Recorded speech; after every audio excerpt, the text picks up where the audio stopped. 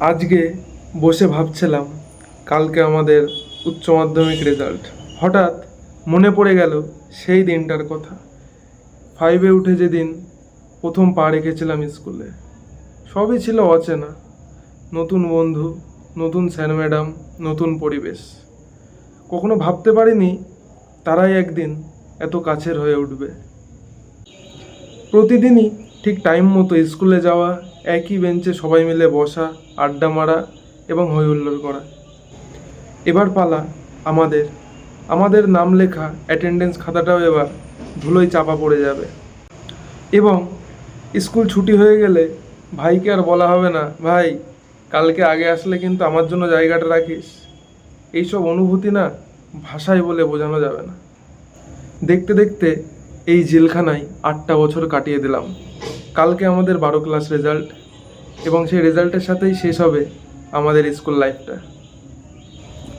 হয়তো এই স্মৃতিগুলো কোনো দিন ভোলা যাবে না।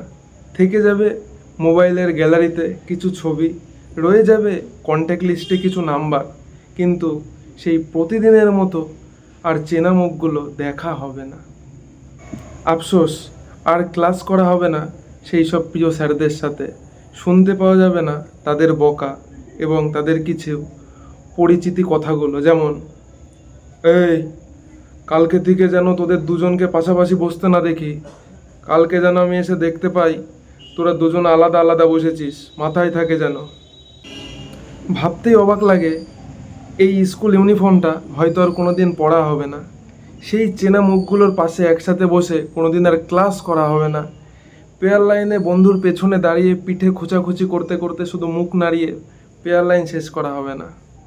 বস, এসব শুধু কথা না, ভেতরের ইমোশন। যতটা খারাপ লাগছে ঠিক ততটাই উত্তেজনা হচ্ছে কালকে রেজাল্ট নিয়ে। কালকে হয়তো আমাদের জীবনে স্কুল লাইফের শেষ দিন, শেষবারের মতো পা রাখতে চলেছি আমরা কালকে স্কুলে।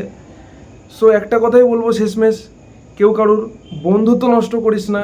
এইভাবে একইভাবে সারা জীবন পাশে থেকে যাস, because friendship is for ever.